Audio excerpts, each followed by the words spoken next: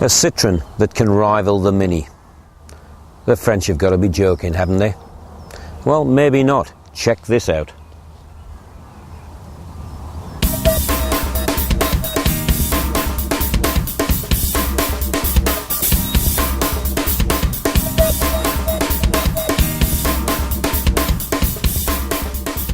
This is the Citroen DS3. It's brand new, it's just going on sale, and I've spent some considerable time with it, and I'm afraid it's doing a very good job of convincing me that the French have come up with something that really can challenge the Mini.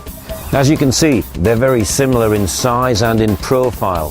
The DS3 is actually slightly bigger than the Mini. It's got a similar type of cuteness to the Mini, maybe a little bit more grown up, and it's also got a number of its own very clever characteristics. How about this? It's called the shark fin, and it is a very unique feature of this car. So after all the talk and all of the comparisons that the DS3 is the Mini rival from France, is it a French imposter, or does it actually deliver? Well, it shouldn't actually come as any great surprise that it isn't an imposter for one big reason. It shares the same engine as the Mini.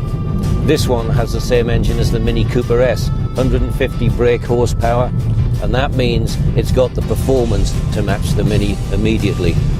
It's a bit spooky really, because it sounds rather like a Mini Cooper S. It's as lively as a Mini Cooper S, and the more you drive it, the more Mini-esque it feels. But does it have the Mini's go-kart handling, I hear you asking? Well, it's close. Possibly the Mini is just that little bit more agile, that little bit firmer, sportier. But this car handles with a lot of fun. It's got precise steering, it's light, it's agile. It does deliver very, very close to Mini Cooper standards. And I actually believe that the seats are more comfortable than the Mini.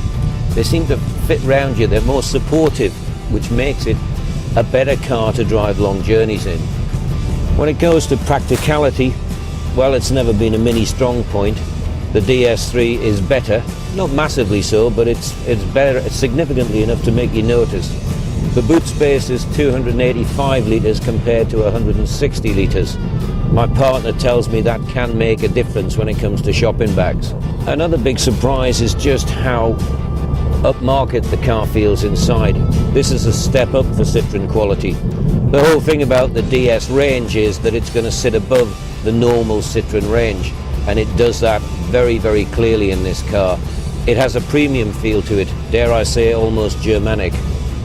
It's got a great little sound to it out of the engine as well, and I have to say, the more I've driven the DS3, the more I'm enjoying it. Interestingly as well, my partner's a big Mini fan, and before the car came, I'd said to her that I thought there was a good comparison between them, and she didn't think that it was possible for a Citroen to match it. Ever since the Citroen arrived outside and she saw it, she actually said, wow, that actually looks very, very good.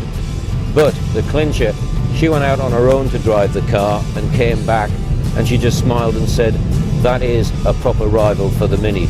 In the end, it's all going to come down to price. As we all know, people have been happy for some time paying that little bit extra for a Mini. It's a premium car, people pay a premium price. Will they do the same for a Citroen? So, can the DS3 really rival the Mini? Well, I think that the Mini is here to stay. It's established itself over the years, it's got its own character, it's got an incredibly loyal army of buyers. I don't think the Mini is under any threat from the DS3. What I do think is that the DS3 is a genuine alternative to the Mini. It's a clever car, it's a chic car, and it's more than good enough to win itself its own army of supporters.